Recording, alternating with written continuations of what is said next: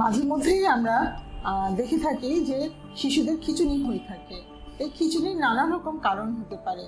এই খিঁচুনিটা হতে পারে যে আপনার বাচ্চাকে আপনি ঠিকমতো খাওয়াননি গ্লুকোজের অভাবে, অথবা আপনার বাচ্চার ডায়রিয়া হয়েছে, ডায়রিয়া হয়ে শরীর থেকে অনেক লবণ বেরিয়ে গিয়েছে সেজন্য হতে পারে, অথবা আপনার বাচ্চাকে আপনি ডায়রিয়ার জন্য খাবার স্যালাইন খাইয়েছেন, মানে সঠিক নিয়মে আপনি স্যালাইন বানাননি, সেজন্য সোডিয়াম বেড়ে গিয়েছে এবং সেজন্য খিঁচুনি হয়েছে।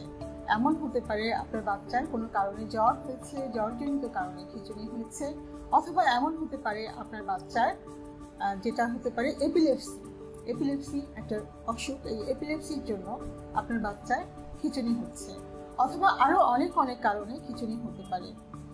তো এই খিঁচুনি হলে যেটা হয় আপনার বাচ্চার কিছু ইমিডিয়েট কিছু ইফেক্ট থাকে এবং লং টার্ম কিছু ইফেক্ট থাকে। তৎক্ষণাৎ কিছু সমস্যা হয় খিঁচুনির সময়। বাচ্চাটি এমন হতে পারে আশেপাশে কোনো শক্ত জায়গায় পড়ে যেতে পারে এবং আঘাত পেতে পারে, তাতে কি হতে পারে, কেটে যেতে পারে এবং অন্যান্য ক্ষতি হতে পারে। এছাড়া আপনার বাচ্চাটি এমন হতে পারে আশেপাশে পানির মধ্যে পড়ে যেতে পারে, সেক্ষেত্রে ডুবে যেতে পারে, অথবা আপনার বাচ্চাটি সাইকেল চালানো অবস্থায় যদি এই খিঁচুনি হয়ে থাকে সেক্ষেত্রেও দেখা যায় যে বিভিন্ন রকমের জখম হতে পারে।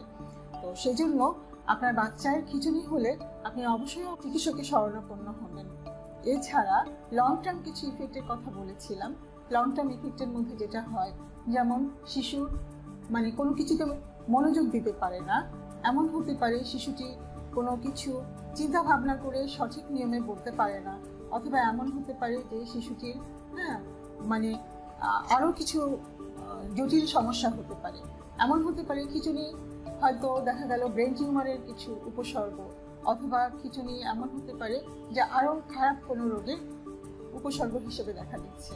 সেক্ষেত্রে আপনার বাচ্চার যদি খিঁচুনি হয়ে থাকে আপনি অবশ্যই শিশু চিকিৎসকের সাথে যোগাযোগ করবেন। Chopstick instant noodles.